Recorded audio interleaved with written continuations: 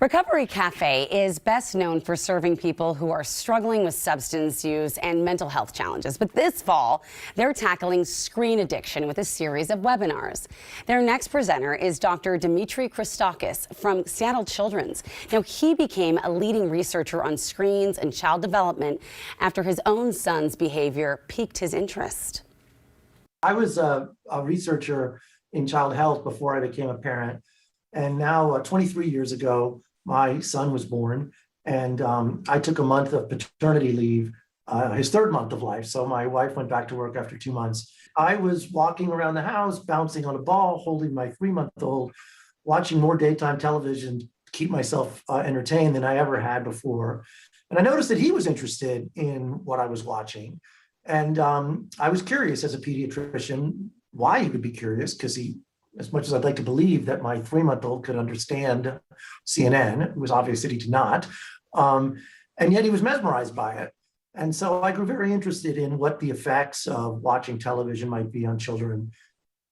It is really, it's hard to avoid in this day and age. And I remember I have a much younger sister that's probably about the same age as your child, who at the time, this thing called Baby Einstein was, remember how wildly popular that was? And we were putting our kids in front of the TV, like, watch Baby Einstein. And that was right around the time that we started doing this research. There wasn't much infant TV watching before the advent of Baby Einstein. There was no programming that was quote unquote designed for infants. And I think many parents bought into the idea, both because of the title Baby Einstein and the marketing, which said that it'll teach your child letters and numbers. Yeah. And many of us grew up with high quality educational program for older children, for preschool children, that led us to believe that this could be like Sesame Street for babies. The truth is, the studies we did showed that watching Baby Einstein was associated with delay in language development.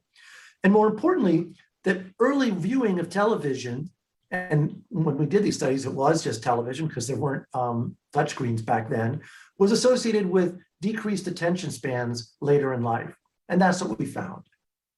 So, okay, maybe say some parent out there, just a random parent may have let their child watch Baby First TV and some things. Is there, I'm not naming names.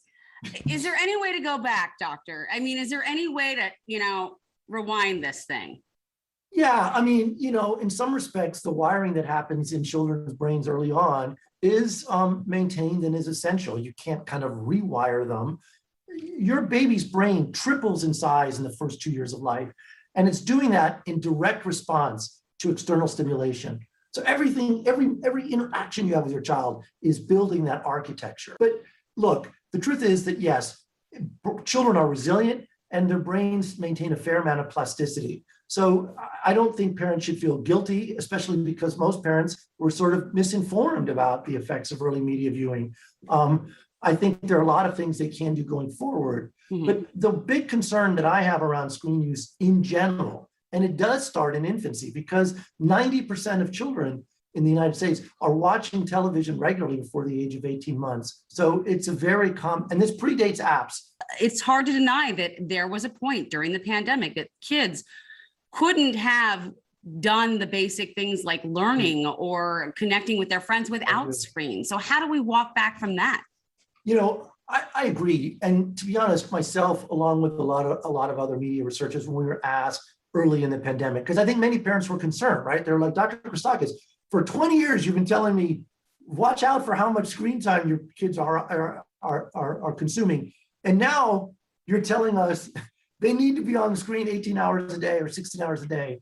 And, early in the pandemic, I gave an enormous amount of grace publicly to parents and said, look, this was an unprecedented, unpredicted situation. Now is not the time to worry about how much time your children's spending on screens. Had I known that it was going to last for 18 months to 2 years, that kids were going to be out of school, particularly in the Seattle area, for so long, I probably would have given different advice. But it is important that parents rebalance their children's lives, and that they be sensitive to the fact that that they need to get back to normal as best as possible, and they need to replace some of that screen time with real human interaction as much as that's possible. And hopefully soon with the advent of vaccination for 5 to 12-year-olds, it'll be possible for more kids to get together safely in person. Before I let you go, you're giving 2 different talks on this that address 2 age groups, 4 through 6 and 6 through 8th graders. What can people expect? Well, the most important thing I want to do for parents is to answer their questions. So this is going to be a very interactive session. I will present data around screen addiction, but I want to leave plenty of time for parents to ask questions because I know you have lots of them, and I will be there to. All right, so if you want to hear more from Dr. Christakis, don't miss his webinars. His first is geared toward 4th through 6th graders on October 20th. The following night, he's going to talk about 6th through 8th graders.